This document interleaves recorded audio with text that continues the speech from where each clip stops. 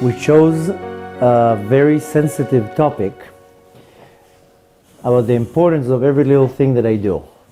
Because a lot of people tend to think that if they do some or a little bit of the mitzvot, or they just do something, then it's worthless. And a lot of people that I meet in many of my lectures, they tell me, listen, I'm not really observant. So what's the point? I don't really observe Shabbat. So why should I bother with one thing in Shabbat or even other things? And people, for whatever reason, have the impression that it's all or nothing. And there are many different types of different questions in regards to what is my effort worth? Is my mitzvah really worth something? I mean, we come and we hear that we have to do mitzvot, we have to keep Shabbat, we have to eat kosher, we have to do so many different things. If I go through the entire Torah, it seems first of all almost impossible to do. But more than that, like really, what is my act worth? Forget about right now the spiritual act, and that if I want to look at it in a very mystical way, it's the will of the master of the universe and all these fancy things. I'm going to talk bottom line, how is it to do with me? Because in some of the acts that are called mitzvot, one person will say, listen, okay, I would do that regardless if there's a Torah or not. The reality is that a lot of the mitzvot that we do, I would still do them even the Torah would not be given. We just learned last week there was a parasha called Mishpatim. All the parasha is talking about all sorts of acts between me and another person, and that's the parasha that we read the week after we got the Torah. And most of the commentators say, why do we get this parasha, this weekly portion, a week after we got the Torah? Teach us about very big things and important mitzvot, and you're telling me all these laws that if I did a damage and now my neighbor, so to say, suffering from that I have to compensate him, and all these little laws between me and another person. So the answer is yes, because a lot of people think that the Torah is fancy schmancy, and the basic things has nothing to do with the Torah. But we take from that even the basic things, we're doing it not because it's common sense. It's not that I don't steal, don't cheat because it's common sense to me not to steal. I do that because it's still a commandment from the Master of the Universe. And even though for us it seems like common sense, it's because the Master of the Universe designed it in my mind that it will be common sense. So for me, it makes sense not to kill somebody. Some people, for them, it's fine to kill people. It's actually part of their culture. We have to kill people. That's how we operate. So the reality is that even when something makes sense to me, it's because God planted it, or so to say, designed it in my mind that it will make sense or not make sense. So a lot of people, they separate and say, whatever makes sense, I'll do. Whatever doesn't make sense has nothing to do with me. The question is really that people ask themselves, and I believe that this is a question that makes people become much closer to God or less closer to God. And there's no raf how religious you are. People think that there's some type of a raf. I'm 90% religious, I'm 80% religious. I wouldn't even want to use the word religious, because religious is not, the Torah is the Torah, religion is the religion. And the Torah has nothing to do with it. I follow the Torah. The Torah comes from the word in Hebrew, hora'ah, to teach. I go and buy now a new DVD player, or a new phone, or whatever it is. I right away open the box, and what do I find there? A manual. A manual that tells me, do not put your phone in the microwave. And do not put your phone into the toilets. And if you throw the phone against the wall, it will break. Now, if I don't follow the manual, and something gets damaged, and I'll go back to the store, they'll tell me, I'm very sorry, the warranty does not cover it, because you did not follow the manufacturer's instructions. So the exact same way, God created the world, put us in this world, and says, okay, I know it's a little bit of a difficult world, here's a book, here's a manual, read the manual, follow the manual, you'll be fine. And in the manual it says everything. Now if it says to me in the manual, don't kill, it's not because it just makes sense to me not to kill. There are tribes in Africa that it's fine for them to kill, they eat each other. So it says in the Torah, don't kill, because in the rules, in the manual of the world, you're not allowed to do that. So some things make sense to me, so it's very easy to actually follow. But then the Torah comes and tells me, don't eat this animal. Don't eat pork. Why? So a person in his mind says, I don't see any reason why. It's an animal. What's the difference between a pork or chicken? Or a lamb? Why is a sheep kosher and a pork not? Or a camel? Now, the Torah comes and gives us like just a flash, or just one point that I want to take from it. If the Torah would come and describe every little thing why, then the Torah would be an encyclopedia. Nobody would read it. Hashem has very good marketing skills, and he says, if I'm going to sell my products, I need to sell it, I need to come with a very good marketing system. Now, if I'm going to come and tell them, okay, this is the Torah, it's going to take you 500 years to read it, who would read it? So he just threw some concepts in it, and then he says, okay, now you want to learn why? Okay, then now you go to the library where you'll find 100,000 books, now you'll learn all the reasons. But the reality is that everything has a reason. Some of the reasons we can understand, some of the reasons, even if we're going to try a lot, we're not going to understand. Some of the mitzvot, even Shlomo Melech, the wisest man in history, never understood, like the red heifer. I don't understand. Or a mikveh.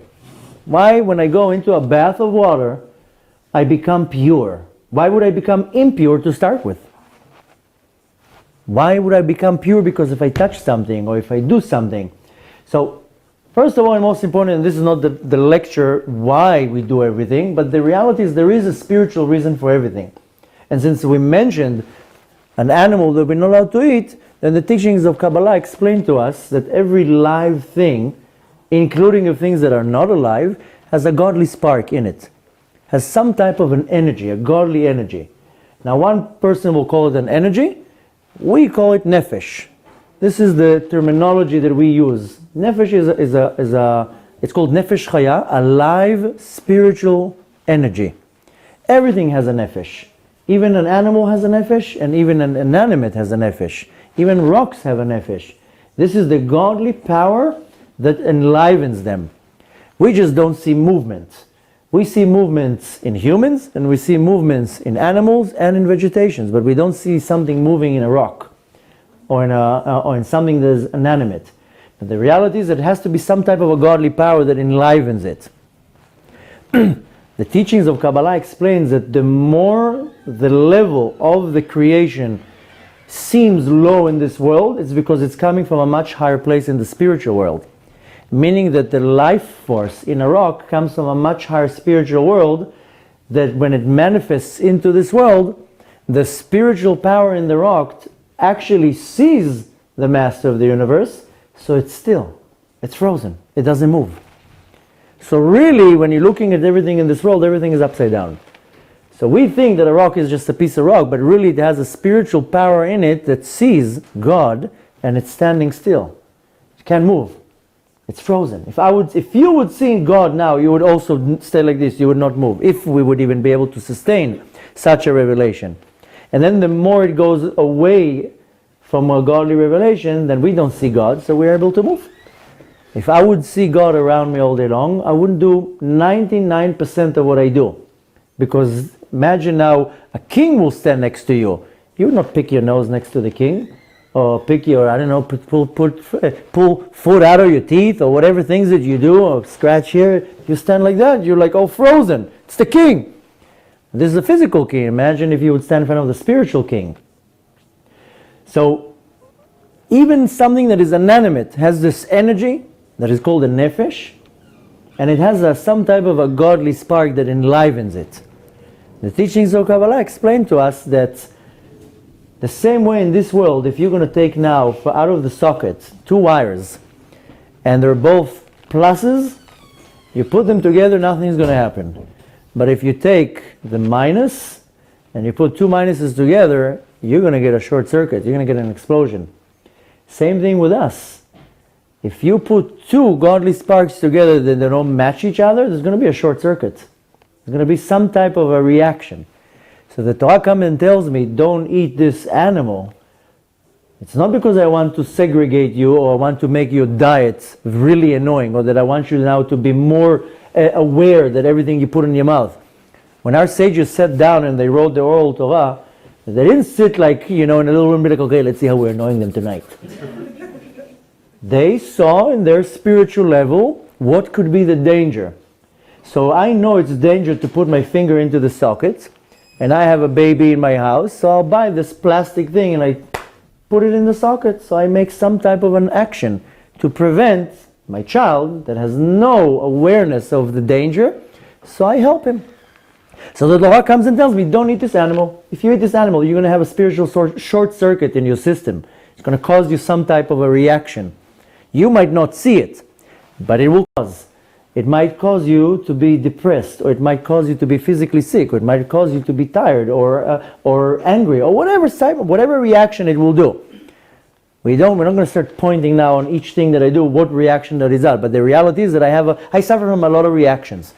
Spiritual problems, emotional problems, physical problems, and I don't attribute it to the right thing. I think, I'm depressed because my boss is annoying me. Or I have a bad relationship in my house, so I'm suffering from depression or sadness, or I have anxieties because I don't know. No, it's coming from a spiritual place. It's coming from a deficiency in my soul, or some type of a short circuit that I touch something that I'm not supposed to touch, and it's affecting me. I just don't make the connection that if I eat an unkosher animal, that it will affect my mood, or it will affect my emotional behavior. And I'm just giving ideas. It's not that this is what's going to happen. I'm just trying to come to a conclusion that everything that the Torah comes to tell me, it comes to teach me. One might say, it comes to warn you. I would say it comes to educate you, not to warn you. Warn sounds very negative. It comes to educate you. Don't do this, don't do that, do this, do that. So, the question is, what does my little act do? Does my little act really make a difference? The master of the universe, that has millions and millions and billions of angels and souls and worlds that he created, he really cares about my little act? That I do some act in this world, and that's what the master of the universe wants? He wants me to take a strap of leather and tie it on my hand? That's what interests him? So it's very hard in our human mind to understand that really what I do here makes a difference. So it's kind of broken down into a few categories. The first category is, does really my little act make a difference to God? First of all, because this is what's going on in my mind on a daily basis. You're about to do something, and you might be lucky and you have a conscience or a little voice in your head that tells you don't do that. Why right now? Doesn't matter. It just tells you don't do that. And a very quick question goes up in your mind, does God really care about that? You wake up in the morning, the rabbi calls you and tells you, listen, we're 9 men here. We need 1 more. Can you come? And you're like under the cover, and you're like, I don't want to come. I'm comfortable here. And your good voice tells you, listen, you're helping them. It's a good thing to pray now. But your bad side will tell you, does God really care if I wake up now and put a strap of leather on my hand and some type of cloth on my head? Does that what really interests the master of the universe? So that's one thing. Does really my act affect and is the interest of God? That's one thing. The second thing is that I don't do the majority. Let's say I'm already in a different level and I'm saying I believe the Torah, I want to follow the Torah, I accept the Torah. If a person is in a level that says I don't even believe that there's a God, and I don't believe that there's a soul, and I don't believe in anything, that's a whole different thing. We're looking now at a person that already acknowledges there's a creator to the world, the Torah is real, it's not a historical book, and everything else is real. Now I'm standing already in a different position by saying, okay, now does my little acts make a difference? What happens if the Torah has a lot of rules. What if I do only 10% of it? Does that 10% make a difference? Does that cover for the 90% that I don't do? And a lot of people have a very wrong way of looking at the Torah, because unfortunately, the game when we were kids, there was a game, I don't know how you call it in America, in Hebrew we call it the broken phone. Is that I tell you something, how you call it? Telephone? Okay, so I tell you something, you tell her, and it starts moving around. By the time it comes back to me, it's a totally different story. So unfortunately, in many times in the Torah, we're experiencing this broken phone. That somebody heard from somebody that heard somebody that heard, and says, oh, I heard this and that. But really, there's no base to that. There's no source to that. Baruch Hashem, we get in our system hundreds and thousands of emails every day. And I get emails of people telling me, but I heard from this rabbi that this is allowed to do. And I always have one reaction. Show me the source, and I'll look at the source, and then I'll tell you if it's true or not. We have a source. And if it's not backed up by any source, then it's not true. We don't go by superstitious, and we don't go by rumors, and we have a source. Whether we go all the way into the written Torah, or whether it's the oral Torah, the Talmud, the Mishnah, the Shulchan Aruch, there has to be a source. And sometimes there is a source, but you just didn't understand what it says. Somebody once asked me a question, it says here in the Talmud, in this tractate. And when I read it, I was like, you didn't understand what it says. You read it wrong. You understood something, you understood what you wanted to understand. So it's very easy to have this broken phone system when it comes to the Torah, and the reality is that most people don't like hearing the truth, because the truth is not what I like. If I love eating cookies, and my doctor tells me, listen, if you're going to eat a lot of these cookies, you're going to have high cholesterol and high blood pressure, and it's not good for you. That is the truth. I don't like hearing this truth, because you're taking away my cookies right now. And I don't want you to take my cookies because I like my cookies. So I don't like your truth. And this is one example out of many. The reality is that we don't like the truth. We like what we like. And the majority of people, what they do is they make the truth what they like. Instead of liking the truth, saying, okay, that's the truth. I have either an option of liking it or not liking it. Rather, what we do is I make the truth what I like. So I convince myself in many different ways that what I like, that is the truth. You know, last week we read in the weekly parasha that there's a commandment that we're not allowed to take bribery. Now, this commandment goes on a judge. I mean, the judge is the one who's warned not to take bribery, because then he does the wrong verdict. So a lot of people ask, okay, how many people are judges? 1 out of 100,000? 1 out of 1,000,000? How many judges are there? And it's talking, of course, of a dayan, a Jewish judge in a court, in a Jewish court, that you're not allowed to take bribery. It's shochad. So an average person who says, why is the Torah telling me about it? I don't take bribery. Now, if it says something in the Torah, it means that it has to do with everybody. Even though in the general explanation it's talking about a judge, but if the Torah says you're not allowed to take bribery, it's talking to me. And where do I take bribery? Because in my system there are two entities that operate. One of them is my intellect. That's my mochin, my wisdom. That's what I understand. I see things out there and I understand it.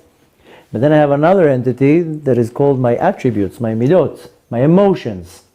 It's two separate things. They're operating at a total different level. Now, if you notice in our body, the structure of the body is a very funny structure. I have this balloon, and in the balloon sits the brain, and the brain knows and understands, it's very intelligent. And then I have this lumpy body, and in this lumpy body is my heart and all my emotions and my attributes. But the connection between the balloon and the body is like a little stick, a neck, and the path is very narrow. And that means that usually what's here, it doesn't go down here so easily. And the example in the physical level, not at the spiritual level, in the physical level, you can come now to any smoker in the world and tell him, do you know that smoking is bad for you? He'll tell you, yes, I know. Do you know that smoking causes cancer? Yeah. So why do you smoke? Well, I'm addicted. I love smoking. So you understand in your mind that it's not good for you, but you're willing to still do it. That's because the information in the intellect cannot penetrate so easily into the attributes. And this is one example out of many. You know that 90% of the products that you buy in the supermarkets are garbage. It's poison. It's not real products. full of food coloring and sugar and MSG and chemicals and everything that's bad for you, preservatives. That's the sad truth, that 90% of what you buy is junk. And somebody might come and tell you, that this little thing has a lot of food coloring in it, it causes cancer. Yeah, why do you buy it? It's tasty. I like it. Or it's very easy for me to put my dinner into a metal box and within 3 minutes I have dinner. Yeah, but it has radiation. No, it's easy for me. So the point is, what's here in the intellect, I understand. I understand that it's very dangerous to drive 160 miles an hour. But I'm in a rush, and I think that if I'm going to be late to the meeting, I'm going to lose the deal. So there's a very big separation between my intellect and to my attributes. So the thing is that even in the Torah, a lot of the things, they don't make sense to me, or they're not represented the right way. And that's one of the problems in our generation. Maybe I can't say for other generations, but I know in our generation the Torah is mispresented. And people say, if you don't do this, this is going to happen. If you don't do that, that's going to happen. All sorts of these theories that there's no base to them. And really, nobody can know. Just yesterday we had a lecture and somebody was asking about, if there are Mekubalim in our generation, people they don't only learn Kabbalah, but they look at you and they know everything about you and all these. I said, no, I don't think there's anybody in our generation that does that. And he said, yeah, but that person, I heard about that person and this person. So I told him, if the person is a real Mekubal, you will not know about it. The rule is that if they know, they don't talk. And if they talk, they don't know. So if he's a real Mekubal, you're not going to know about it. He's not going to come to you, you're not going to come to him. And if it costs you $1,000, he's not a Mekubal. So you want to pay $1,000 for him to do woo, so go ahead, do that. But the reality is that a lot of things get mispresented. And I gave the example that not too long ago, unfortunately, I had to go to a Shiva. After Shem Erachem, when somebody dies, we sit Shiva. So I wasn't invited. I had to go to pay my respects. And there was a young individual that died from a car accident.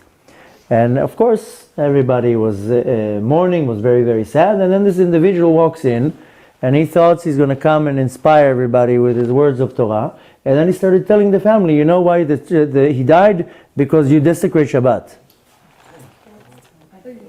Who gives you such an authority to say such a thing? What are you, the vice president of God? That you come and say this happened because of that? And let's say it did. Who gives you the authority to say such a thing? Let's say hypothetically that's true. But where do you come up with that? So the point is that in our generation, a lot of people distort how the Torah it needs to be presented.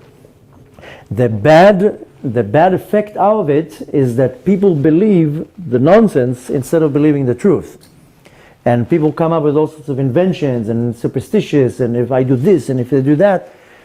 The reality is that the Torah, unfortunately, doesn't have a good reputation because it wasn't represented the right way for many, many generations.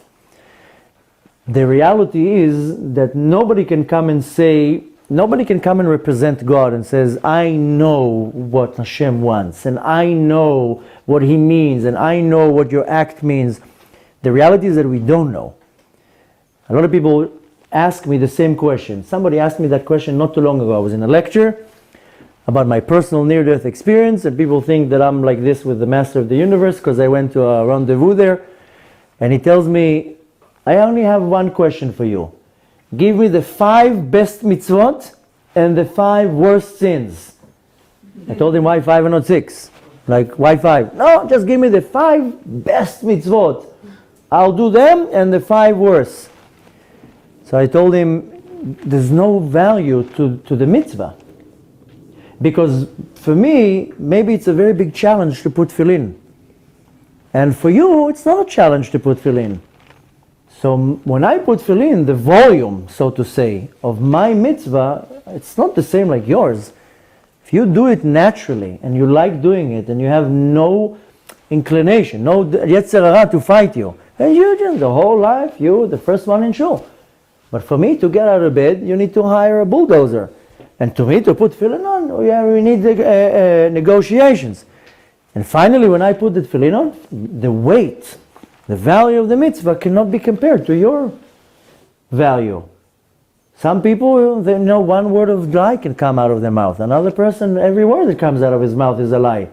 For this guy to one time to zip his mouth is like conquering a mountain. So we don't know the value of a mitzvah. There's no such a thing as saying this is mitzvah number 1, this is number 2, this is number 3, this is number 4. There's no such a thing. Because in each and every one of us has to deal with a certain group of mitzvot. The reason for that is the Arizal, Rabbi Yitzchak Luria, who's known to be one of the most famous authors in the field of Kabbalah, he explains in one of his books that is called Sha'ar HaGilgulim, The Gates of Reincarnation, that we all have to come down to this world and get reincarnated many times. And the reason we have to get reincarnated is not because most people think that I did something 500 years ago and now I'm punished. Most people, if they already believe in reincarnations, they tell you, you know why you're incarnated? Yeah, probably 200 years ago I did something bad, now I'm coming here to fix it, I'm punished. So God is not a third grade teacher that punishes you. You know, in third grade you talk, the teacher will punish you and throw you out of the room. God doesn't punish. God says, listen, you're going to do a certain action and there's going to be a reaction. That's how it works. You're going to throw now a stone at this window, the window's going to break. You did a foolish action, now it's going to be a reaction. Now we have to fix the window. So we do certain actions and that right away draws on us a certain reaction. There's no punishment. There's no such a thing that Hashem stands with a stick and starts punishing people. And I know a lot of people argue with that because they say, yeah, but one of the teachings of Maimonides, of Rambam, is that there is the concept of reward and a punishment. But it's not the idea that if I did something good, I'm going to get a lollipop, and if I did something bad, I'm going to get smacked on my hand. Not to sidetrack from our topic because of that, but the Arizal explains that I have to come back here in reincarnations because I have to complete 613 mitzvot in 3 levels of thought, speech, and action. That's it. Until I'll finish doing it, I have to come back here. And we know, based on many books of Kabbalah, that 99.99999% of the souls, they all come back here in reincarnations. We know of 2 individuals that were able to finish all 613 mitzvot in one shot. And there's no reincarnations of them. And that's King David and the prophet Daniel. These are the 2 individuals that we know, based on books of Kabbalah, that there isn't a reincarnation of David HaMelech, King David, or the prophet of Daniel. All the rest, there are different books. There's a certain tzaddik. He's known as the Rama from Pano, and he has books of reincarnation, and he says there, this individual is a reincarnation of that, this is individual is a reincarnation of that, and there are different types of books that they say, this individual, now we're close to Purim, in one of his books he says that Haman is a reincarnation of Esav, and Mordechai is a reincarnation of Yaakov, and he points out. The point is that when I come back here to get reincarnated, I have to do a quota of mitzvot. Now, that's a very interesting book. We actually started to have a school in Israel, and we started going through the book. We now just finished 3 months just going through the first chapter out of 40. And it's all recorded. You should go and see it. It's a very, very interesting... What is it? Excuse me? What's the name again? The book is The Gates of Reincarnation, Sha'ar HaGilgulim. Oh, that's And it's a lot of people think it's just talking about reincarnations. It's talking about spiritual... deep matters of the structure of my soul and the cause and effect. It's an unbelievable book. And I highly recommend you go to my website and we just finished now the first, it has 40 chapters. It's not even called chapters, it's called Hakdama, like an introduction. It took us 3 months to go down through one introduction. And he explains there that when I come back, if I corrected already something in a previous life, I already did a certain quota, I don't have to do it again. I mean, I have to go through it. I still have to do all 613 mitzvot. I'm still obligated to follow everything. But if I already finished some of it in a previous life, in this life will be easy for me.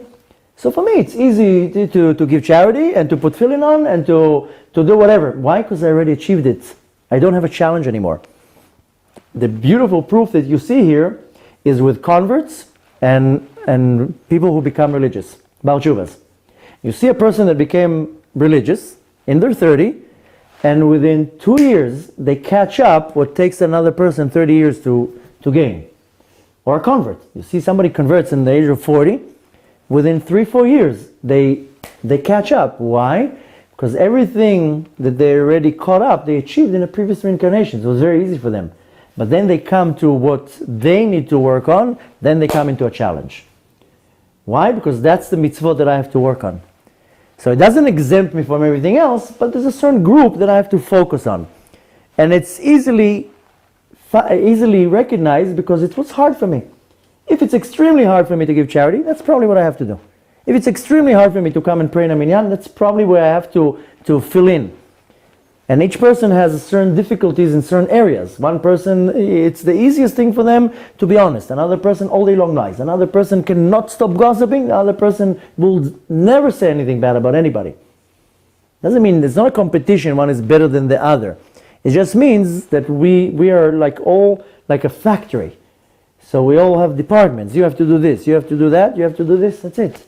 There's no competition. So when comes somebody and says, what is the best mitzvah? There's no such a thing. Because in my position right now, I have to focus on this, this, and this. And at the same time, remember, I'm not exempt from everything else. It's not that because I did it already and I achieved it, I'm exempt from that. And in most cases, it will be pretty obvious what do I need to concentrate on. And usually it's where it's going to be the hardest for me, where I'm going to have the most opposition of doing it. Or that I'm going to have the most argument against that thing. I will do A, B, and C. When it comes to that, I don't want to do. I know many people, they tell me I eat kosher, I observe the Shabbat, I do this and that. Mikveh, no, I'm not going into a dirty pool. I'm not doing that. I'm nothing wrong with me. I'm not impure. So each person has something that if they're locked on it, that means that's where you have to put a lot of attention. So from here we want to try to analyze, does it really matter what the little thing that I do? Because a lot of people say, listen, I'm not really observant. So what's the point? What's the point of doing it? I mean, if I'm observant, fine, you do the whole thing.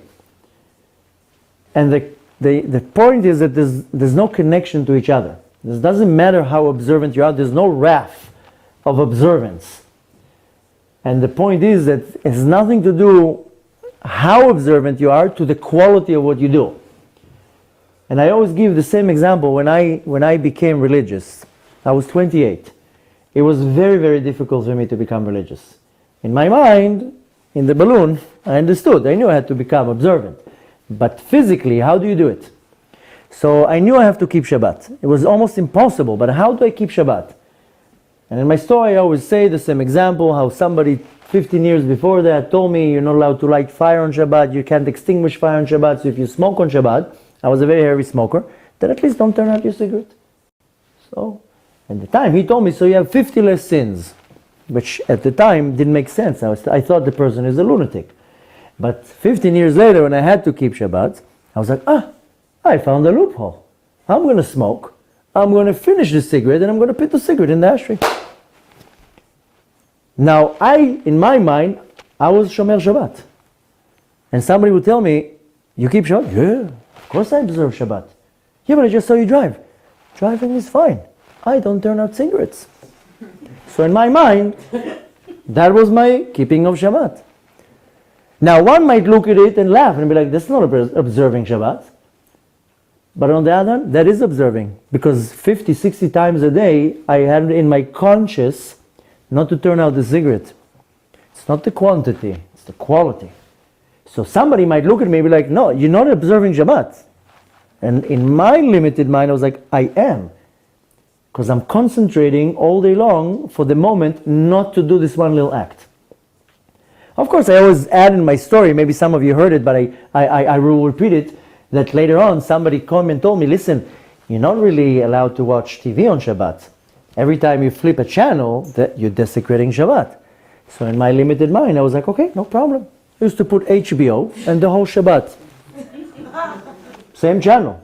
I'm keeping Shabbat. So I would make up all these little things that in my mind, I'm like, of course I keep Shabbat. I'm not flipping channels. And you know what challenge it was for me not to flip a channel? Because I'm not used to it. I wasn't grown up, I didn't grow up into it. For me to not flip a channel, it would be a lot of effort. And in my level, I was like, I'm the most religious man in the world. I don't flip channels. And of course, in the story, there was one time that a friend came and told me, listen, you have to do Kiddush on Shabbat. And I was like, what's Kiddush? He's like, you have to drink wine. I was like, oh, that I like. But I took the mitzvah so seriously that I used to drive 60 miles. I lived in the southern suburb of Chicago. I used to drive 60 miles, to be exact 59 miles, on the odometer, to the kosher store to buy kosher wine. It was like a big deal for me. And when I walked into the store, I had butterflies in my stomach. I was like, I'm so religious. I'm buying wine with a certification. And in my mind, I thought I'm the most religious Jew in the world. And when I came to Shabbat, I got so excited. I would make such a beautiful meal. I would buy the best meat, the best of everything. I had a beautiful suit just for the Shabbat meal. And I made the table look so beautiful. And I got so excited. And the joke was, I mean, now it sounds like a joke, but I would do all this effort. And after the meal, I would finish the meal and go and watch a movie. And in my mind, I'm like, I'm so religious. So one time a friend comes to visit me and I tell him, it's Shabbat. We got to do Kiddush. He's like, what? I told him, just sit down, drink the wine, say amen. So, we did the whole thing, the beautiful food, the whole show. And then after that, we finished the meal. We drank the wine, we had the bread, everything. And after that, we go to a club. So 4 o'clock in the morning, we're coming back from the club. And my friend tells me, I have to tell you, I feel bad telling you that, but you're making a joke over the whole thing. I tell him, why are you saying that? He's like, listen, if you're observant, then you have to stay home and observe the Shabbat. But you cannot do Kiddush and after that go to a club. I mean, it's kind of making a joke out of everything. And I told him, I understand what you're saying. But let me tell you really what's going on in the heavens right now. If you would go now to a playground and you see an 8-year-old boy jumping up and down the ladders and doing all these tricks, and nobody gets excited because all the little boys do the same thing. But if you see now an 11-month-old baby take a step, guarantee within 3 minutes that there are about 500 pictures on Facebook. Every step that baby made, there's 5 angles. Everybody, he walked! Huh? Why? Because it's the first step. And you know how hard it is for that baby to take that step? So I told him, I'm this baby. And you know what's going on right now in the heavens when I go to make Kiddush? You know what happens right now? God calls all his angels. You're talking about billions of angels here are standing in line. And he tells them, come, come, come. Look at my little boy. Look what he did. He drove 60 miles to buy kosher wine. He could have bought the wine in the corner store. And look at that beautiful table, how he set the table. And look at the suit, and look at that beautiful cup. He spent hundreds of dollars on that cup. He could have done it with a plastic cup. And I put so much effort into one little act, and I said, this is what God is looking at. He's not looking at everything else that later on I go and I drive and I go to a club. It doesn't matter, because in my level, I'm a baby. There's no expectations right now. And I said that this little effort that I do, I guarantee to you, and it's not a competition, but I guarantee to you it's much more powerful than thousands of other people that observe the Shabbat from beginning to end. In the value that God looks at it. So the way God looks at things is not how we look at things. We look at things kind of black and white. And a lot of people tell me, listen, I'm not really observant. I don't really follow the rules of Shabbat. So what's the point of Jews doing Kiddush? Or just going to synagogue for one prayer? And the answer is very simple. What one has to do with the other? One has nothing to do with the other. Because the value of my act cannot be measured. And nobody can come and tell me your act is worthless. Who gave you the authority to tell me that my act is worthless? For example, when I was not religious, and like everyone, all sorts of problems. Yeah, I used to lie a lot in business. I used to cheat in business. I used to do all sorts of things that when you think about it, okay, doesn't seem so religious. But many things that are not the rituals, let's put it this way. People associate with mitzvot with the rituals, with tefillin and tzitzit and candles, and most of the mitzvot has nothing to do with the rituals. We just read 2 weeks ago the 10 Commandments. It's not talking about rituals. It's talking about don't steal, don't commit adultery, don't murder, don't lie, don't say false testimony, honor your parents. Most of the 10 Commandments it doesn't say in the 10 Commandments to put tefillin on. So the reality is that the majority of the mitzvot, there's not those rituals that are annoying us. It's kind of the basic things that most people, they don't need a big black yarmulke or a long beard to be doing them. So the majority of the things are to do with everybody. And when I became religious, it was a big challenge for me. Not to put tefillin on or to go to the synagogue. That was a different challenge. You know what it is not to lie in business? When you lie all day long in business and that's how you make money, pitam not to lie, suddenly not to lie. It's a big deal. And I know a lot of people don't like hearing it. Lying in business, no, I'm honest. No, a lot of people lie in their business. A lot of people cheat in their business or whatever it is. I mean, I know people don't like hearing certain things when you tell them you lie, you cheat, you slander, you curse. The reality is that we do a lot of things that are not so kosher. Now, in my case, I was like, I can't stop in one shot. And I once explained to somebody, let's say you're a pathological liar. All the time you lie. In business, in relationships, all the time you lie. Try to make an effort. Today you lie 100 times a day. Today just lie 99 times. One time, hold yourself. And then tomorrow do 98 times. And the next day do 97 times. And he's like, it's what's the point? You lie. I said, it is the point. Because one time you didn't. And I told him, if you want to kind of picture in your mind how it looks, imagine now in Shamayim, you ever been to like the tracks with the horses?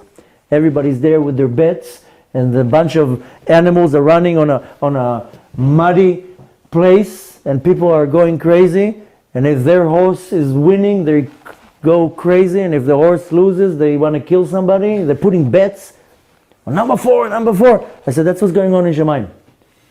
Sitting about 5 billion angels, they're all looking at you. And they're like, what's the bet? Oh, today we're going to challenge him.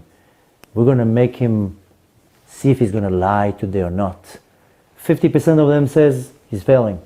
I'm putting all my money on that. 50% says, no, he's going to make it. He's going to make it. And you're walking in the street.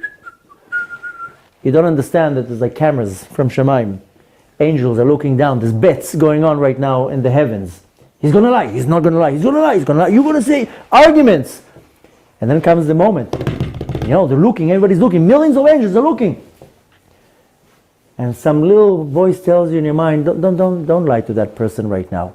And it's the hardest thing for you to do. You can barely, and you hold yourself. And it's the hardest challenge for you, not to just this time, not to lie. And it's not good to lie. And it's going to cause a problem. And you hold yourself.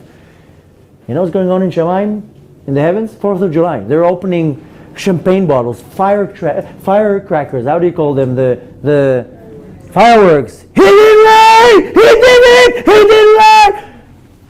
And in my mind, I'm like, okay, what's the big deal? I just closed my mouth today. And in the heavens, we don't understand. I'm being cheered now. Another person would look at it, okay, big deal. So you just zipped it for 3 seconds. Big deal. It is a big deal.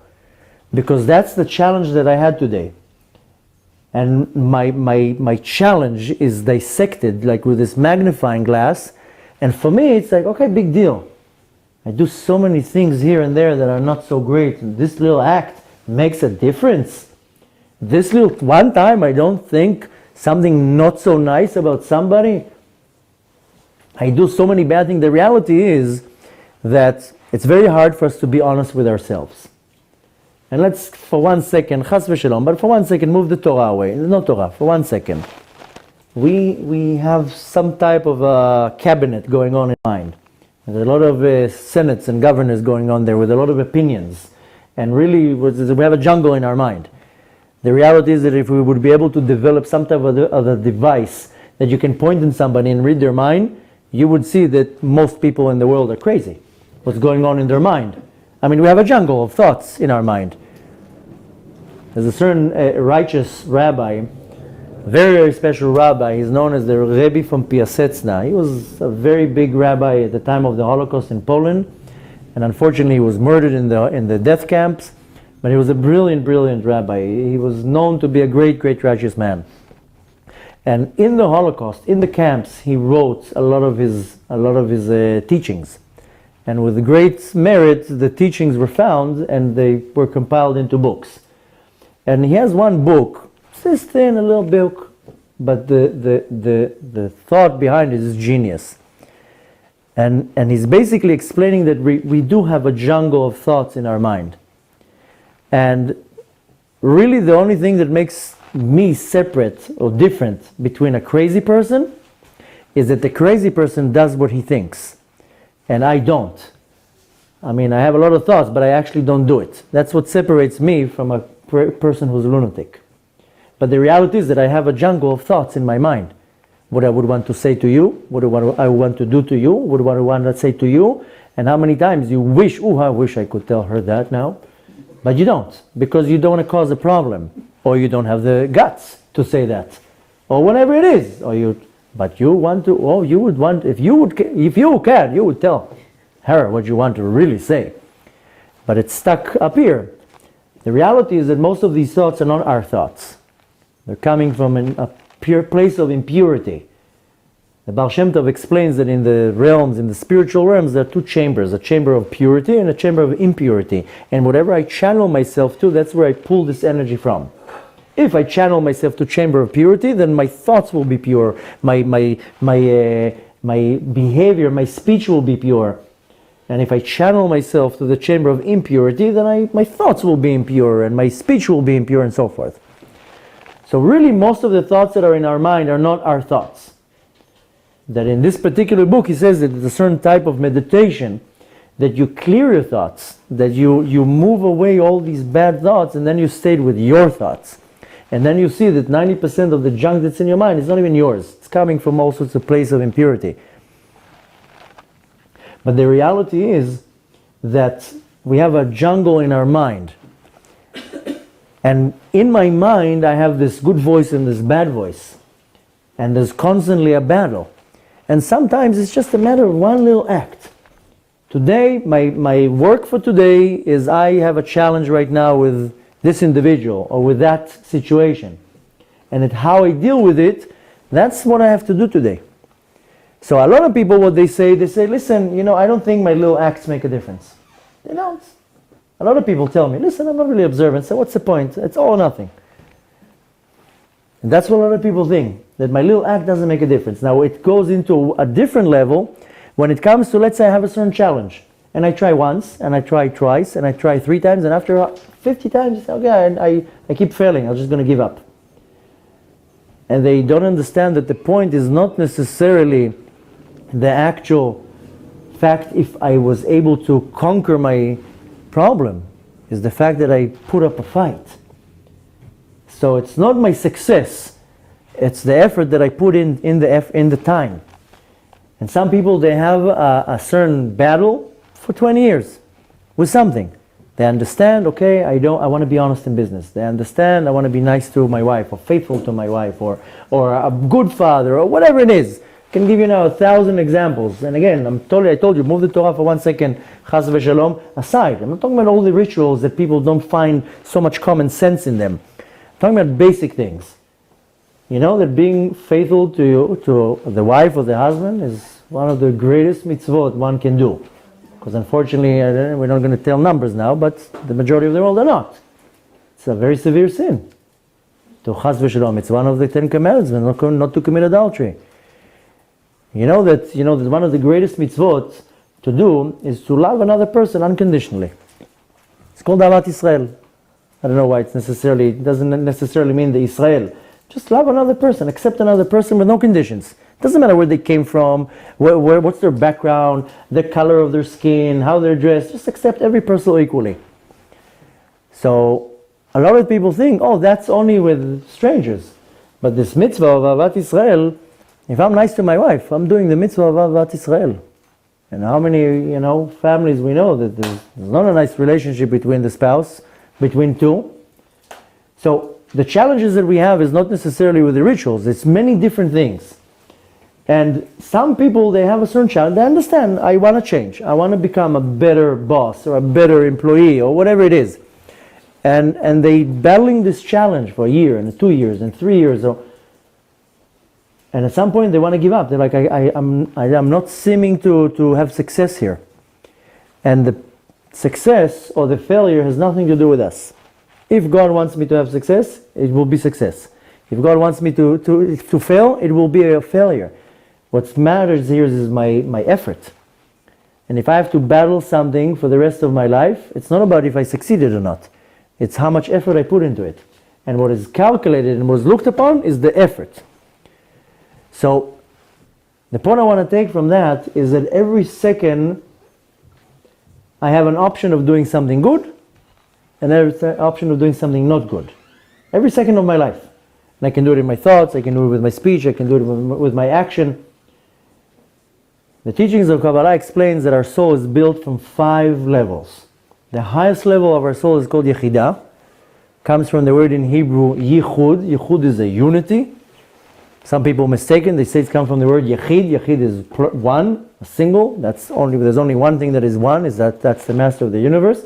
But the level of the soul that is called Yechidah comes from the concept of Yichud, of unbelievable unity.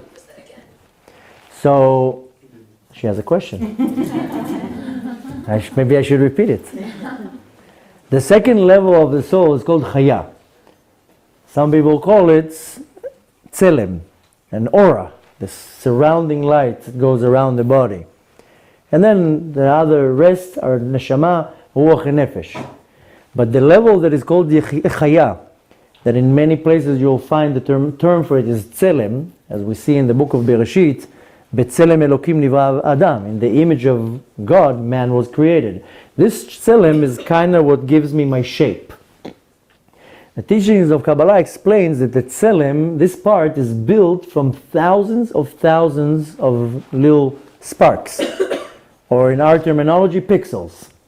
Now, every day of my life is one spark, which means that if I live till the age of 80, then take 80 years times 365 plus the times of the leap year and put all the days together, the amount you're going to get, that's the amount of sparks my Tzelem had.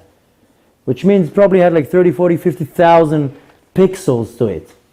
Every day I have to take one piece, refine it, and send it up.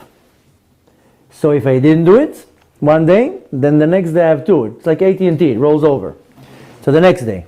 And if I didn't do it for 2-3 years, then I have piles of them. That's where challenges start coming. Now, how do I polish it? Believe it or not, with my Torah and with my mitzvot. That's how I refine this little piece.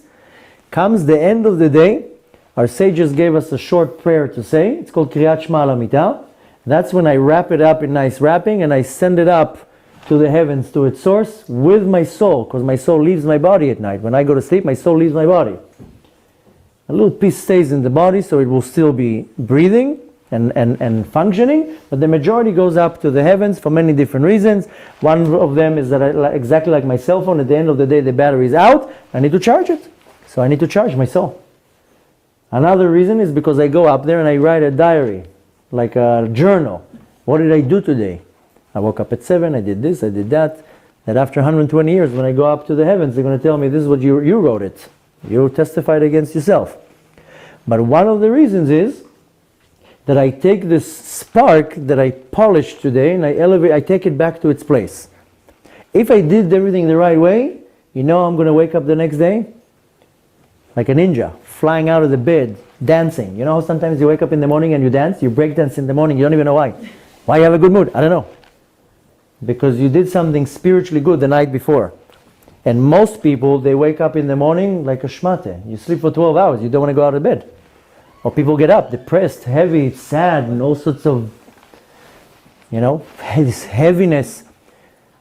Why? Because I didn't finish last day's job. You know, my father has a very big office, has a lot of workers. And he's very, I don't know the word, we call it yeki.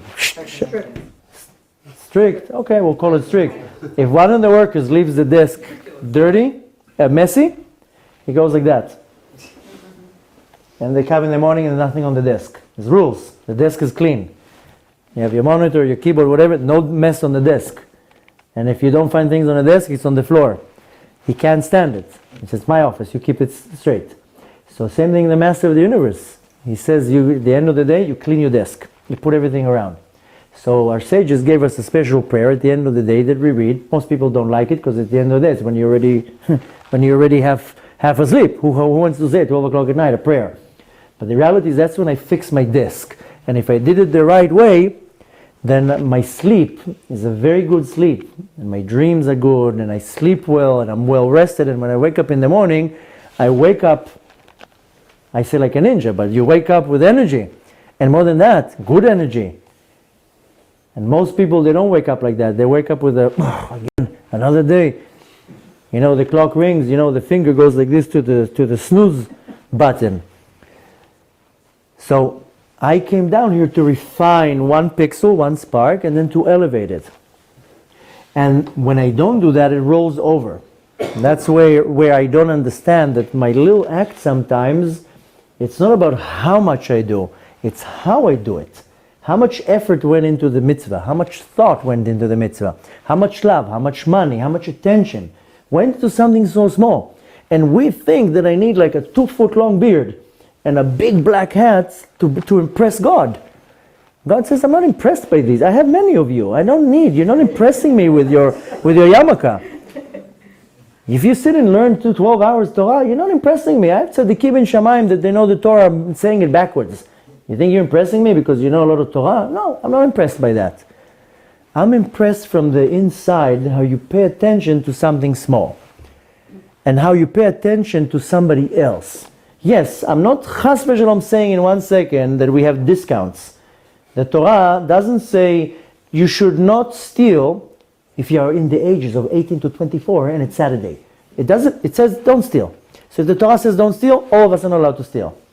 And you can't come, I hear all sorts of weird things. Not too long ago, somebody told me that they heard from a certain rabbi that it's okay to steal from a non-Jew. I told her, who told you such a thing? He told me, no. I go to a class of some rabbi and he told me it's okay, I'm allowed to steal from a non-Jew. And I told him, I'm very sorry to tell you, I don't know who's this rabbi, but he must be suffering from a very rare disease of stupidity. I mean, stealing is stealing. It doesn't say in the Torah, lo tignov mi Yehudi. It says, lo tignov, don't steal. So he is doing two sins. He's stealing and he's doing chilul Hashem. He's desecrating the name of Hashem. So he tells me, yeah, but my customer doesn't know I'm Jewish. Why am I doing chilul Hashem? So I said, because you have a yarmulke on your head. Well, of course he knows he's Jewish. So he said, no, I only put a yarmulke when I come to a class. So I said, okay, so you have a mezuzah on your door. He's like, no, the business is done in the client's office. He says, your name is Goldstein. He knows you're Jewish. So now you're a thief and you're a Jew. A thief Jew. So who will come and tell you such a thing? So the sad truth is that a lot of people, they distort and they make up things. And the reality is that no, if the Torah says something, it's for everybody. It doesn't mean that, if I'm through between these ages, I'm exempt. That's a whole different thing. We're not going to talk right now what I'm obligated and not obligated. That everybody does their own account. How much they want to do, what they want to do. This is not a lecture about measuring your level of strictness. It's to understand that it's not what I do, it's how I do it. And in most cases, we think that if I do this, that's going to impress Hashem. And this is not important. And usually it's the other way around. Hashem says, you're not impressing me by now being fanatic and checking something or being... I'm not saying that it's wrong. I mean, look at me, I'm fanatic. I mean, that's in itself a proof. But Hashem says, I'm looking at everything around the mitzvah. How much focus you put on it. How much you care to another person. how much love you put into the actual effort, how much fight you did. I know it was hard for you to come and be the 10th guy in the minyan, and you really went out of your way, and you really don't feel like doing it.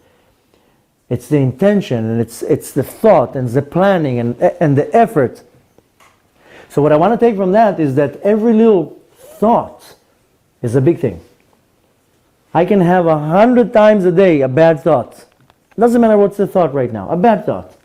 One time I say to myself, enough, let me just have 5 minutes of quiet in my head. It's not nice to think about that person like that. It's not nice to talk about that. You know, this time I'm going to help that person. Whatever it is, each one has their own things. But the point to understand from that is that the Yetzer Hara is always going to come and say your efforts are worthless. Your mitzvah is worthless. You pretending. That's just the advice of the Yetzer Hara that comes and tells you Hashem doesn't like your mitzvah, or your mitzvah is nothing. The reality is that what is counted is not the quantity, is the quality. And when I became observant, it was very hard for me to follow everything. But whatever I did already with all my heart. I knew that a lot of things I'm not doing the right way. But I said, if I'm already doing something, let me do it the right way. And I know that God likes my effort. And all of us have this problem in our mind, that we have this argument with ourselves in the mind. Is it the right thing? It's not the right thing. I don't feel like doing it. And we kind of bribe ourselves. That's what I started telling you before. We kind of sidetracked from that. But I told you that we have two entities in our system, the intellect and the attributes. And when the Torah comes and tells me you're not allowed to bribe, yes, it's talking about a judge. But it's talking about the judge that's in me, because I constantly need to judge situations. And you know, my emotions, they constantly bribe my intellect. My intellect will tell me, don't steal from that person right now. Don't do that right now for that situation. But my emotions will come and bribe the judge in my mind and says, no, it's okay. It's okay to steal from him. He's also a thief. It's okay to say slander about that person. She constantly talks bad about me. And we constantly bribe ourselves that what we're doing, it's okay. So what I started saying before, and to emphasize it, is that the reality is that we tend to we tend to create the truth is on what I like. And instead of taking the truth and saying, that's the truth, let me like the truth. I don't like the truth because it's not comfortable for me. In most cases, I don't like the truth because it's not convenient right now. If I want to be real honest with myself. Most people, they make the truth what they like instead of liking the truth. And yes, in most cases we don't like the truth, but you know what? One of the things that God likes the most is honesty. It says, Hashem emet, v'torato emet. Hashem is truth, and His Torah is truth. One thing that Hashem cannot stand is liars. He cannot stand when you distort things. And He says you can lie to Him, you can lie to her, you can lie to whoever you want. You can't lie to me. I mean, come on, I'm the master of the universe. I know everything. I know your thoughts before you even thought about it. So Hashem doesn't like when you lie. Not when you lie to another person, not when you lie to Him, and mainly when you don't lie to yourself. I mean, we lie to ourselves constantly. And that comes with the promotion of our evil inclination that lies to me, and he tells me, your mitzvah is worthless because you don't have a long beard like the rabbi, and because you're not this and that, or because you weren't born into a religious family, or whatever.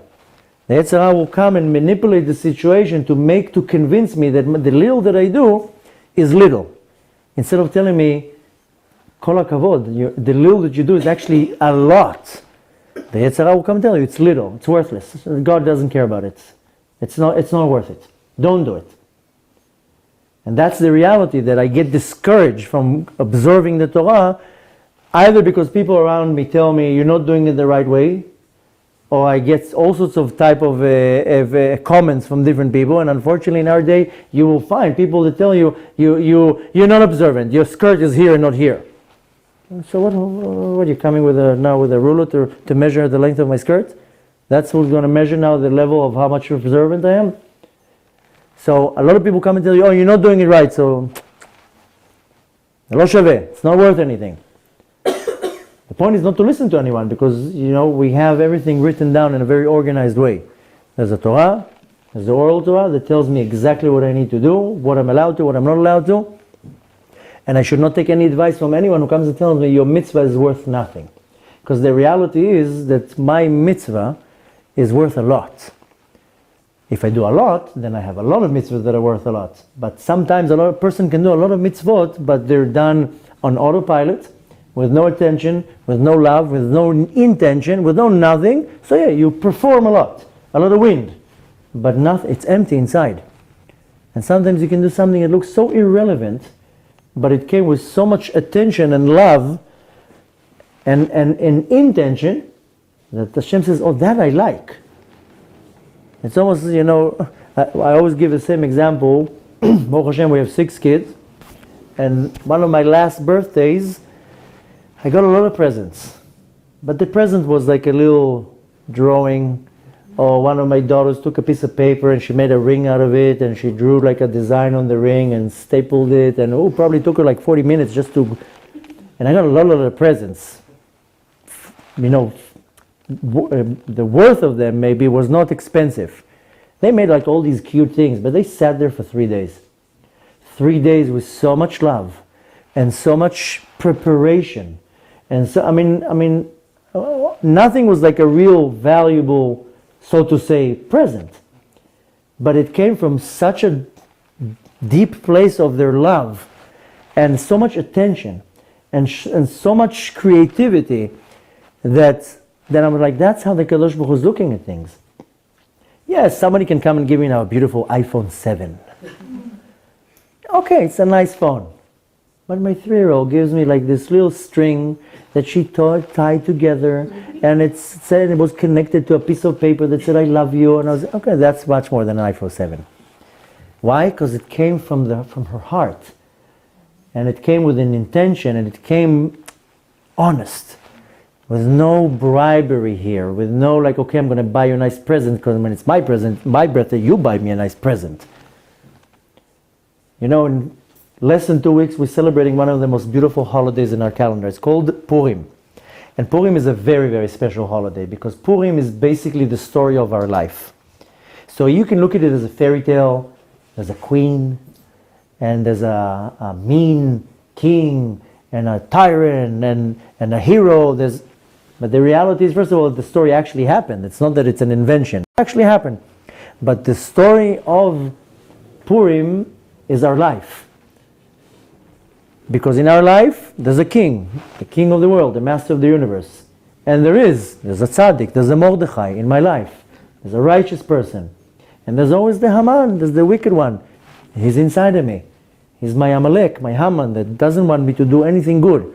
Wants to annihilate me, wants to take me away from holiness and away from Hashem. And then there's a queen. And the queen is me. My neshama is a queen. We are called Knesset Israel. We are the queen, the wife of the Kadosh Baruch Hu. So the story of Purim is in me. That's my life. And in the story of Purim, we have to do 4 mitzvot. We're going to do them in Bezrat Hashem in less than 2 weeks. We have to read the Megillah. We have to give charity. It's called Matanot Levyonim. Then we have to give Mishlochim Manot, which is, the packages with food. And then we have to do a feast, Mishteh. These are the 4 mitzvot.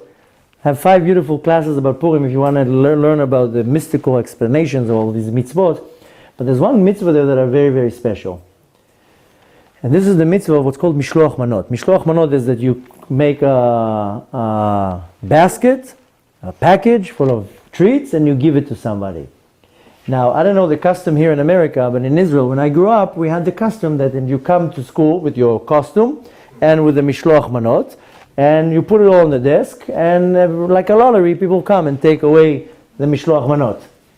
So I had the worst luck in history with these Mishlochei Manot. I would come with the best Mishloach Manot. I would buy the most expensive chocolates.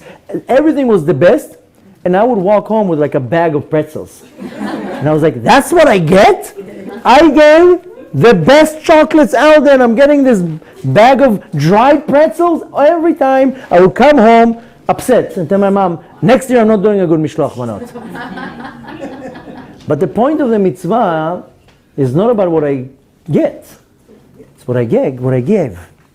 And And the whole point of the mitzvah is that when you come to think of it, okay, tell me to read the Megillah, I understand. To give charity, fine, I understand. To do a feast, you're telling me to give presents to people that I don't even know, and then in return I get nothing? But this mitzvah represents the mitzvah of Ahavat Israel, that I have to accept another person with no conditions and with no expectations of getting it back, anything back. Because in most cases, when I give out something, is with some type of an agenda that I will get something back at some point. Hebrew it's called tovat hana'ah, that I give you something, I don't want to give it to you, but one day I know you're going to help me. Or you know somebody that I need something from. And here the mitzvah is that you give something and you give it the best, don't expect to get anything. And this represents literally the foundation of what Hashem wants from us. He says, don't give something because you're expecting to get something. Don't do a mitzvah because you think that in 120 years you're going to get something in the world above. You will. And don't do a mitzvah. Don't give now a lot of charity because you're in a lawsuit and you think that that's going to stand to you as a merit. Or whatever it is. Give it because it's the right thing to do, without the agenda of getting something back. And you learn from this little mitzvah that really what impresses Hashem is the soul of my act, is the effort. And when I come to do something and my Yetzer Hara is going to tell me, listen, your mitzvah is worthless, or you are not observant, there's no point of doing it, or don't do that because you're not doing it the right way, whatever it is. It's just my Yetzer Hara trying to get me away from my path, trying to tell me you're not doing it the right way, but it's the complete opposite. The agenda of the Yetzer Hara is to not let me grow, because if I feel that I'm failing, then I'm never going to grow, spiritually of course. And if I would get a tap on my back every time I had one clear thought in my mind, or one time I zipped my mouth, then I would be like, oh, it's worth it. My action is acknowledged. So what I want to take from tonight is something very, very simple. That every second of my life, like I told you before, that we have these pixels, these sparks in my neshama that every day I have to elevate. Every second in my life I have the opportunity to do something good or to do something not good. I mean, you can say there's something parv in the middle. But my agenda is to understand that every second of the day, anything that I do can be explained or translated in some type of way of what's called Avodat Hashem, serving God. I go to work now for 9 hours, people tell me I work for 9 hours, there's no mitzvah in there. There is a mitzvah. If you work honest, then you are honest in your job. And then you take 10% of what you made and you give it to charity, that's a mitzvah. And you sustained your family, you sent your kids to school, you fed them, you bought them clothes. It all depends how you look at it. Anything you do, breathing is a mitzvah too. It's eating, everything, the whole thing. The point I want to take from that is that every second of my life I can direct it to something positive or direct it to something negative. And just the fact that in 1 second of the day I direct something from negative to positive, that is the value of what I do. And again, the mitzvot that are rituals are very important. I'm not chas v'shalom saying in any way that I have discounts of doing anything. I have to do everything. If the Torah came and tell me that, then I have to do it. Every person does their own calculations, how much they want to do, why they want to do, why they don't want to do. That's for you to decide. But the little or a lot that I do, or the little or a lot that I prevent from doing, has unbelievable weight that I can't even understand, and I will never understand how much value it has. And if I would have had like a ding dong, that every time that I do something good, it goes like WhatsApp, ding ding, then I would actually value the act. But unfortunately I don't have that. So I'm coming and telling you that every little thing that you do, that even if you think that it's small, that doesn't have weight, it's huge. It's huge in the eyes of the Kadosh Baruch Hu. Because Hashem knows how much hard it is for you to do something. And when you go around the situation, just not to do that, just not to say the wrong word, just not to judge a person the wrong way, or whatever it is. There's not one act that I do that doesn't have a meaning to it. Every little thing that I do, the Torah says, B'chol drachecha da'eu. Everything that I do, you have to know that there's a Kadosh Baruch Hu. And Hashem is looking at me all day long. And there's a verse in the Mishnah that it says, Dama lemala mimach. Don't know what's above you. It says, Ayin ro'ah, there's an eye that sees you. It's called Google Earth. Ozen shomat, there's microphones everywhere. Kol ma'asecha b'sefer nichtavim, all your acts are written in the book of life, that scary book that is opened on Yom Kippur. So the Mishnah says, know that there's something above you. Everything that you do is written and documented. This is how the Mishnah says, know what's above you. Here comes the Alter Rebbe, the Baal HaTanya, the founder of the movement of Chabad, and he says, you're reading the sentence a little bit wrong. You have to read the sentence, Dama lemala mimach, from you. Know that what's above comes from you. Which means that I move my hand like this in this world, I now moved an entire universe in the world above. 1 second I zipped my mouth from saying a lie, or lashon hara, whatever, I changed the entire universe. I affected the entire universe. Meaning that I'm so powerful down here that, in the olden days, the way they would decide about the Jewish calendar, they weren't lazy like us that buy a calendar. They had a courthouse, a Beit Din, and they would have to send witnesses out, and when 2 witnesses would come and say, I saw the moon, they would be interrogated by the judges, by the rabbis, and after they decided that they're legit, they would say, okay, so we're making Rosh Chodesh today. And that's how they would decide when is Rosh Chodesh. And there's a story in the Midrash that the angels would go to the Kadosh Baruch Hu and say, when is Yom Kippur? So he would answer them, it depends. We have to wait to see what the Beit Din, when they're sanctifying the month, then we're going to know. We're depending on them down there. So the reality is that if I want to look at it in a much greater scope, everything that I do here, I'm affecting the world above. There's a very interesting concept. You find it a lot in synagogues, that somebody will dedicate something to the elevation of the soul of that person. It's called Leilui Nishmat. So the question is, does my act really help a different soul of my father, my mother, doesn't matter who, to push them up? But my $18 made a difference. The reality is, what I do down here, it's affecting everybody above. I always say the same story, that there was once an individual, and he was a very wicked individual, and he unfortunately ended up in hell, in Gehenom. And he's sitting there, and they're turning on the heaters, and it's 6,000 degrees, and he's sweating there, and they're barbecuing him there, and smearing him with the sauces, and they're turning him around, and he's going through hell. After millions of years of being in hell, one angel walks in and tells him, you, get up, you're going out. Really? Yeah. Whoop. They're taking him into heaven. He goes into heaven, the air conditioning is on, start cooling him down, he's like starting to get a shape. They're putting him on a deck chair, a few angels are coming and like waving, starting giving him a pina colada and a platter of fruit, and they're like calming him down, massaging him. He's like, oh wow, this is the life. Oh, where was I the whole time? And after 2 weeks in heaven of spoiling him with meals, and after 2 weeks that he's being spoiled in heaven, the same angel comes and he tells him, you, get up, out. He's like, why? You're going back to hell. Yeah, but what? He couldn't believe it. He's like, listen, when you took me out of hell, I didn't ask questions. But now you let me enjoy heaven for 2 weeks, now you're taking me back to hell, I have to know why. So he says, listen, really you are a wicked person, you'll be in hell for the rest of your life. But your son did tshuva, became a Baal tshuva.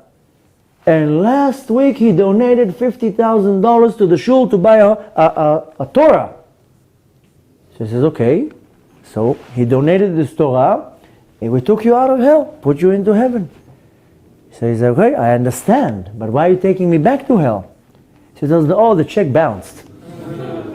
So our acts down here does affect what's going on up there. This is not an invention.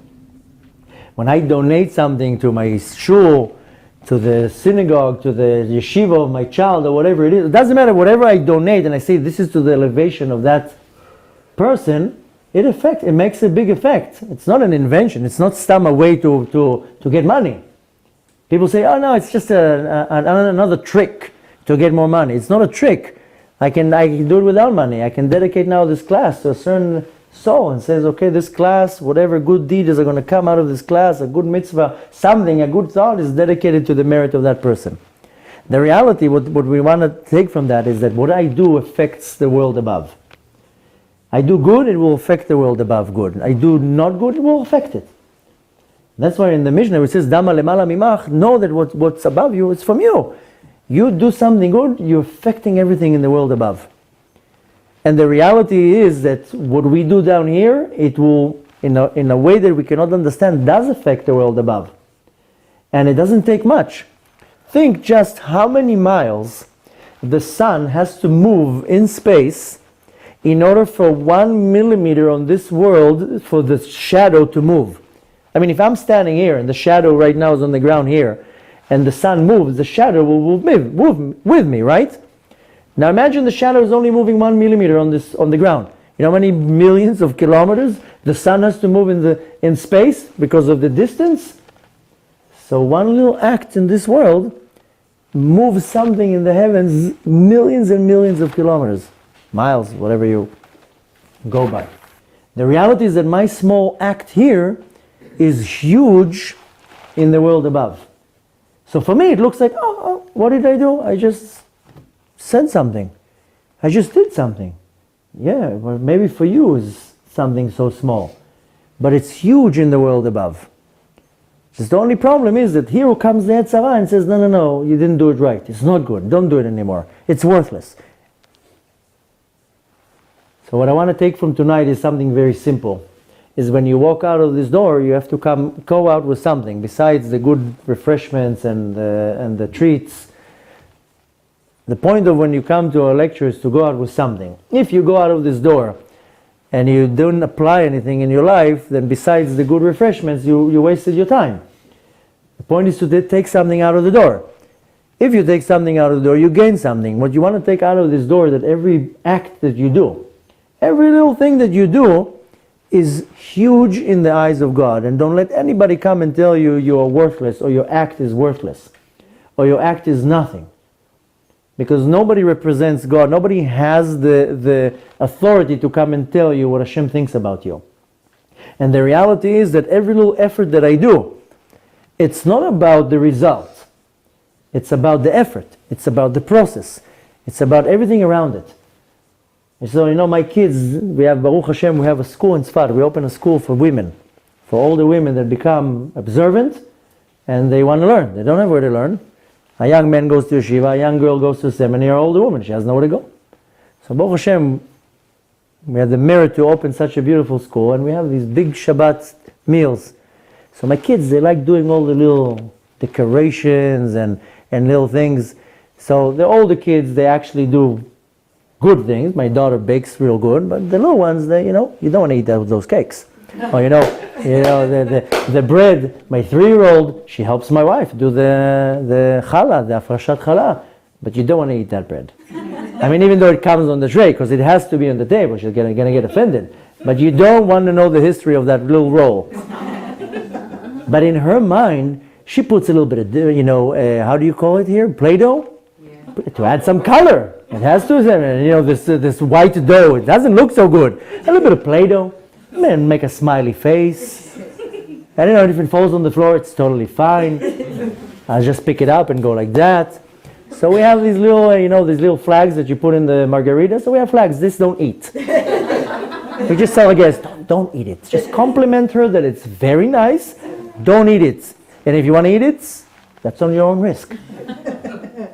So in her mind, this little 3-year-old girl's mind, she just wants the mitzvah to be beautiful.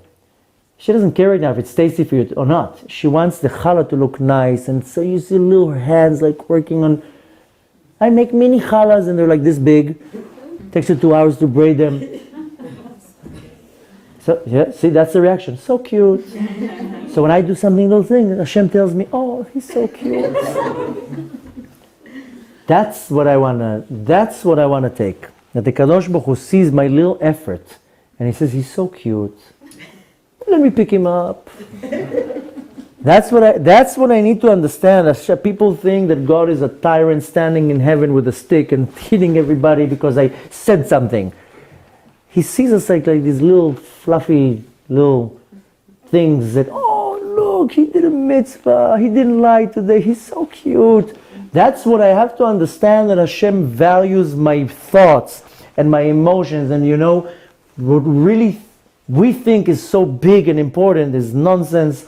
Whatever seems to us irrelevant and small is the biggest thing ever. And we tend to fantasize, I'm going to do these mitzvot, and now I think Hashem is going to think I'm so holy. Yeah, it's good to do mitzvot. But it's so many different things. Sometimes just give 5 minutes attention to a child. You know what it means? 5 minutes to give a nice compliment to your wife. 5 minutes, a person comes to you on the street and tells you, I need help. Most people are like, turn around their head right away. No, I'm very busy right now. So we tend to look at little things that are irrelevant, and really they are the biggest things. And to take something really valuable out of it, I want to tell you just one short story that comes from the Torah. All our sages, they have a title. The famous one, Avram Avinu, our father. And Moshe, Rabbeinu. And Shmuel, a Navi, David HaMelech. A lot of people got titles. There's a certain individual who got a very special title, and that's Yosef. Yosef HaTzadik, the Tzaddik, the righteous man. Now his story was very unfortunate. He was sold when he was a teenager, and he was thrown into a pit, and then he was sold to a convoy of Arabs that sold him to be a slave, and the whole story. And then he got thrown into jail, and he was in jail for 12 years. Can you imagine being thrown into jail in 12 years? Now this is not jails here in America that you have internet and you can make a degree. It was like a dungeon. And the story says that after 12 years he was removed out of jail and he was made the second to the king. Now, really what took him out of jail? God. God made a miracle and took him out of jail. We can't take the credit out of what really happened. But if you want to look at it according to nature, what took him out of jail? Something had to be dressed into nature. What took him out of jail, that 12 years after he was in jail for 10 years, then he met two individuals, which was the minister of bakery and the minister of the beverages, that they were jailed. And 2 years later, because he solved their dreams, 2 years later, when Paro had a dream, they said, there's this Jewish boy in jail, get him out, he knows how to solve dreams. So really what took him out of jail? The fact that he solved the dreams to these two people. If you want to look at it in nature, what was the cause that took him out of jail? Now when Yosef was in jail, he was the ruler of the jail. He was like the head. So really he didn't have to give the time of day to any one of the inmates. But it says that in the morning when these two individuals woke up, and they had a sour face because they had this scary dream, he comes and tells them, what's bothering you today? Now again, he's the head of the jail. He doesn't need to look at the inmates and care about them. And the Torah says, what is wrong with you today? Meaning that I notice you every day, and today your face is down. So they tell him, we had a dream and blah, blah, blah, and he solved their dream. 2 years later, that was his ticket out. Again, according to nature. I'm not saying that don't take in consideration the miracle of God. And what do you learn from that is something very, very basic. That the fact that he was looking to a stranger and caring about that stranger's feelings and asking him, what's wrong with you today? That's what was his salvation. And how many times a day somebody comes to you and tells you a problem? Listen, I have financial problems. Listen, I have problems here. And you turn your head around. You don't want you. Sometimes you see this number on your caller ID. Oh, her again. Somebody knocks on your door. Shh, shh. We're not home. No. Shh. They came to take money. Hashem sends me every day a few people who seem to come to annoy me. And really that's my salvation. And if I will turn to another person, and it's really not convenient, but to see, why are you so sad today? What's wrong with you today? Probably the secret, the solution to my problem is going to be there. And I now have a beautiful example that not too long ago, my back was very bad. I don't know how you say it here. My back went on me, off me. How do you say it here? Out of me. And then my back went out. The bottom line, I could not walk. Okay? I literally could not walk. I was walking bended like down. I made like these mini steps. I had such pain in my back that it was so painful. I could barely, you know, when you have a lot of pain, you have no patience for nothing. And for 2 days, I can barely walk. And my secretary tells me, listen, there's a couple that came here to Israel and they're emailing and they're calling and they want to meet you. And I tell her, I can't meet anyone. And no, they're bothering, they're calling and they're persistent and they want to meet you. And they came from America. And it was very easy to say, listen, I can barely walk. It was a big challenge to go out of my way to say, okay, fine, I'll meet them. And I'm sitting there in pain. Anyways, they asked their questions. I gave them my answers. And on the way up, I'm about to get up and I can't get up. And I tell them, please apologize. I'm very sorry. I have a lot of back pains. I can't get up even to walk you out. And the lady tells me, I'm a chiropractor. Lay down. Let me look what's going on here. And I told, okay, just call your husband. Anyways, I lie on the bed like that. 5 minutes later, I'm walking out of the room. I'm like, oh my God. I walk home. I tell my, look, I can walk. I mean, I had a little bit of pain. I was like, this is not it. She pulled my leg, pulled my head like this. You know, all sorts of. And I'm like, are you sure you know what you're doing? But I walked out of the room. And I was like, look at this. I could easily say, I'm not meeting anybody, I'm in pain, I don't want to talk to anybody. You know, when you're in pain, if you've ever been in excruciating pain, you don't have patience for nothing. And I was like, no, Hashem sent them to me. They need to hear my answer for whatever reason. I must be the channel, through me will come the answer. Okay, and it was not easy to get out of my bed, barely walking, sitting like this in excruciating pain, but she was my solution. She got me, I would probably be in bed for another 2 weeks. So it goes to show you that sometimes the little things are the most powerful things. And this is where Hashem says, hello, you're looking in the wrong direction. You focused on something completely wrong. Yesterday we had an interesting lecture about how to get rich. You know, people like to know how to get rich. Ooh, I'm going to get some secrets here. And I was talking about how sometimes people run after their livelihood or after their parnasa, and they're running to the complete wrong direction. And I quoted a story about a very special tzaddik, his name is Levi Yitzchak from Bardichov, that he once sees his student running like a crazy person. He says, where are you running? He's like, oh, I gotta run to work, I have my parnasa. And he tells him, you're running the wrong direction, your parnasa is over there. So sometimes in life we run to the wrong direction and we focus on something that is totally irrelevant, and we don't understand that my focus right now has to be here. And it might seem like something so minor and small, but Hashem says, where are you going? I need you to concentrate on this right now. And again, you don't need a 2-foot long beard and a big black yarmulke and a hat and the whole. You don't need that. I mean, not saying that it's bad. I'm wearing that. But that's not what it's about. It's not the quantity, it's the quality. It's how much love, how much effort, what do I put? And this is what is dissected by the analogy of the Kadosh Baruch Hu. We don't impress the Kadosh Baruch Hu with things that we think that we're impressing Him. What I want to take from that is that when I go out tonight, then I have to understand that in every encounter that I have, there's a mitzvah there. Hashem put me in this world to be nice to my wife and to be courteous to my neighbor and to treat my kids the right way and to respect any other person. It doesn't matter who they are and where they came from and how they're dressed and what they affiliate themselves with. It's another human being. He has emotions and feelings and a history. So what if he's not dressed like me? Who cares? Or he doesn't think exactly how I think. Every second I can be focused on something positive and I can be focused on something negative. And a lot of the positive things are these rituals that says in the Torah. I'm not taking from their greatness for 1 second. Lehefech. They are amazing and I have to do it. And even if I do a little bit of it.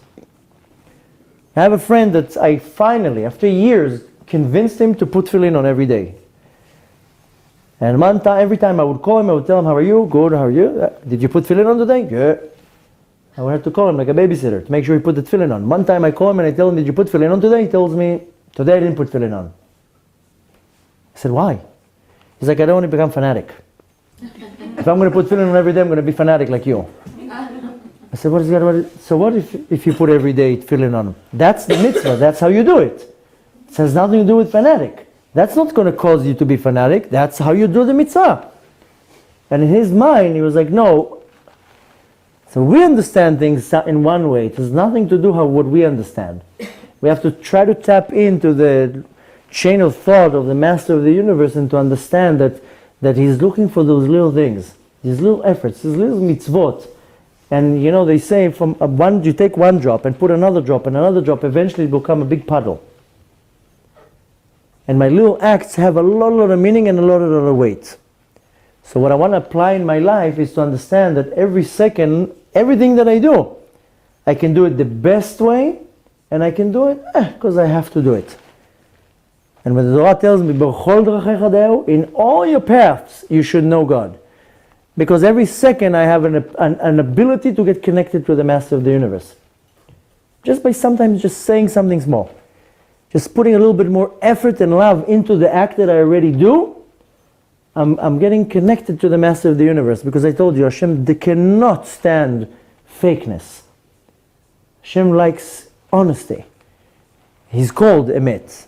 And his Torah is Emet. It's all about being honest. And Hashem says, don't lie to me. I know you. You know, just the other day, I told one of my kids, you know, did you pray today? No, I don't feel like it. So I said, okay, sometimes I appreciate your honesty, that you say I don't feel like it. But sometimes we do things that we don't feel like doing. Still pray. And she answered, but I don't feel like it. I'm not praying with the right intention, and I don't feel that I'm doing the right. I said, I understand. Just the fact that you said I don't feel like it, that's it. You got the check, because you're honest, and you said I don't feel like it. But sometimes in life we do things because we don't feel like doing it, but we still do it. I also don't feel like going to do certain things. People wake up in the morning, they don't feel like going to work. They still go to work.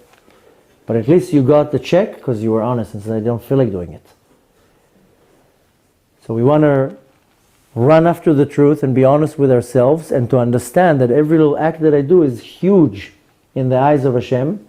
And I have to look at the good things that I do, not the bad things. It's very easy to focus on a lot of bad. And the society, and more than that, my Yetzer Hara was only going to point the bad.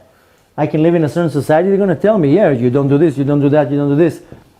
Very few people come and say, but you did this amazing thing. And it's very, very easy to point out the bad things. To point the good things, it's very, very hard. You know, I hear it a lot from couples when they fight. A lot of couples come to us for Shlom Bayit, and I only hear the arguments. She did this, she did that, he did this, he did that. And I hear all the time, he doesn't give me a compliment. Yeah, but you do this, you do. Yeah, oh, she does 90% bad, but she does 10% good. Give her a good compliment. We do a lot of good. We just have to empower and to magnify the good that we do, because there's a rule in nature that it says a little bit of light diminishes a lot of darkness. So a little bit of good things that I do, they diminish a lot of darkness. And that's what I want to take. Thank you so much. Is to understand that the little that I do is huge, and that a lot that I think that I do bad is okay. It's not that. And again, I'm not minimizing anything. I'm just saying the perspective has to be that my efforts are huge. And I have to take that with me. And to understand, because it's very easy to fall into this despair, whether it's a spiritual despair, an emotional despair, by saying my efforts are worthless. How many mothers wake up in the morning and they do the sandwich and it's like, neither one of the kids ever said thank you. For 5 years, for 10 years, I'm making jelly sandwiches. Nobody once told me their sandwich is tasty. But little does she know that they eat the sandwiches like, wow, the best sandwich ever. She just never got a thank you. And how many times we see situations like this, that we think something and it's a completely different. So we sometimes think that my act has no meaning, but it actually has a lot of meaning. And somebody is benefiting from something that I did. And it's not about, like I told you with the Mishloach Manot, it's not about what I get back. It's just I have to put it out. I have to put the best out of me out, because everything has a meaning to it. Every good thing that I do has weight to it. Of course, needless to say that I want to take into consideration that I want to add as much as good as possible, because the more good that I do, the better I become, the more I refine myself.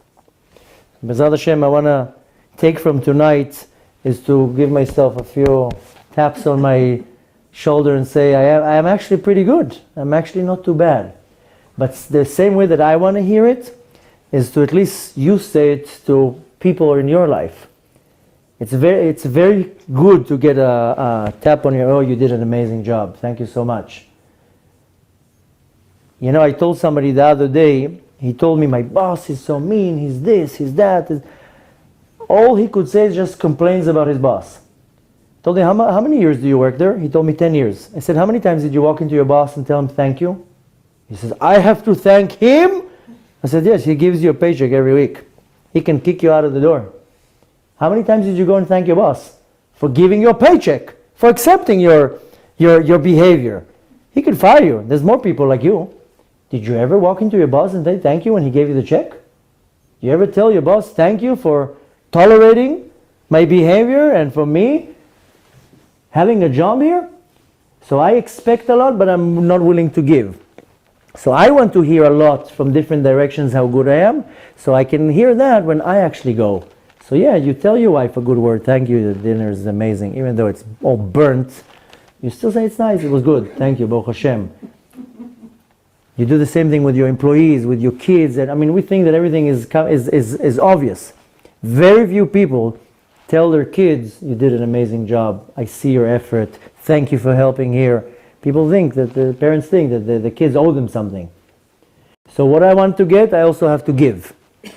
And if I want to get this assurance from above that what I'm doing has a lot of weight, then I told you, ma dama lemala mimach. I do something here. If I'm going to go now and appreciate a lot of people what they do and thank people, by default I will understand and will be appreciated and I will value and I will get the message that what the little that I do is actually very valuable.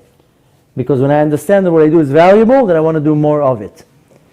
And that's where it boils down to understand that everything that I do is valuable. And of course, I mean, I can't ignore the fact that if I do a lot of bad things, I can't say to myself, oh no, I'm doing a little bit good. That's not the point.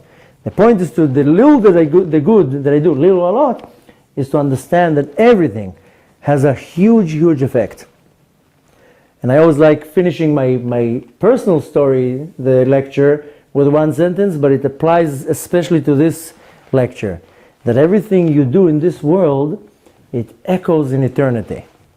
You do a little bit of good here, it will echo good in eternity. And that's what I want to know, that even something that is little and seems irrelevant is huge and has a lot of weight. B'ezrat Hashem, Hashem should bless you, that you'll be very successful in everything that you do. You should be blessed with a beautiful month. The month of Adar is the month of laughter. That takes us after that to the month of redemption. I'll take the time, the opportunity to wish you happy Purim. It's a very special holiday where I can relive the story of Purim and go out of my own exile and experience this unbelievable miracles that took them to Eretz Yisrael, that take us to Eretz Yisrael. With the coming of the Mashiach very soon, B'ezrat Hashem, we should all meet in Eretz Yisrael very soon. Thank you so much.